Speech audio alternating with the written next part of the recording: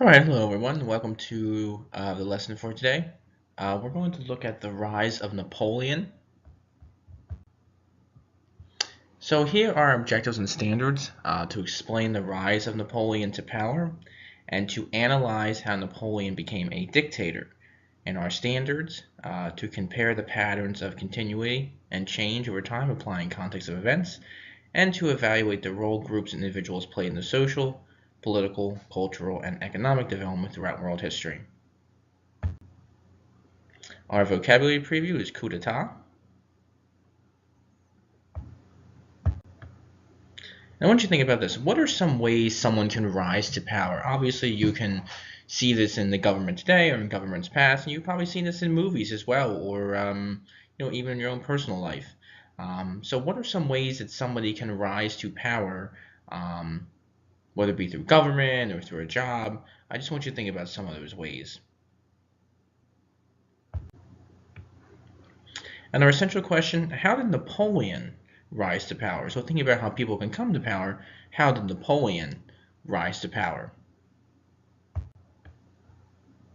So the early life of Napoleon. So Napoleon Bonaparte was born on the tiny island of Corsica, and this is in the Mediterranean. Corsica was a tiny island that was owned by France when he was born. He was sent to a military school by his parents where he became a lieutenant with the artillery. And artillery, in case you're not sure, has to do with cannons and those type of things. Now, when the French Revolution broke out, Napoleon is going to join the side of the new government, which we talked about last week with the French Revolution.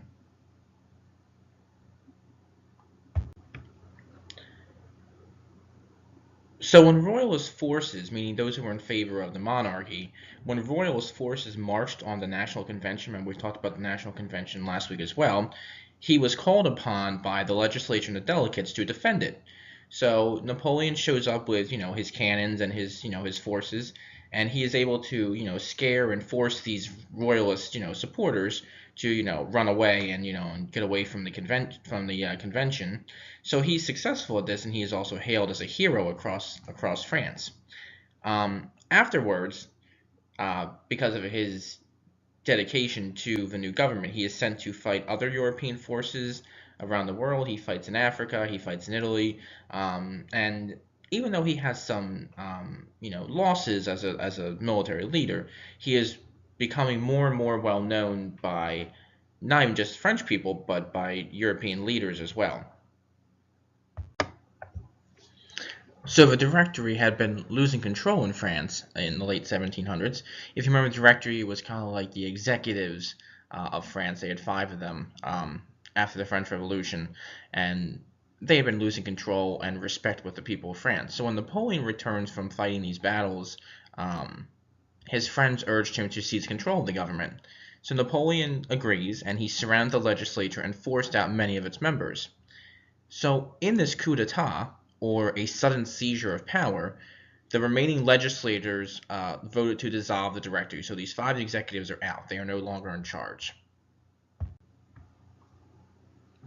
Now the legislature establishes an executive branch somewhat of three consuls, with Napoleon as one of them.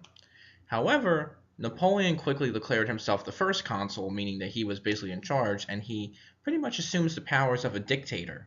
Um, Now, after all these wars Napoleon fought, and France is finally at peace with some other nations, um, Napoleon is going to be able to focus on some of the problems at home that France had been facing with the Directory and since the French Revolution. Okay, just to wrap it up here. Napoleon quickly rose to power during and after the French Revolution. You remember he defended the National Convention from the Royalist forces.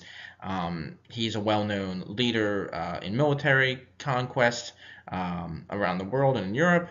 Um, but as he returns home, the Directory has been weakened, and people are not happy with the French government. So Napoleon seizes the moment and takes control of the government in a coup d'état. Um, and he is made one of the consuls.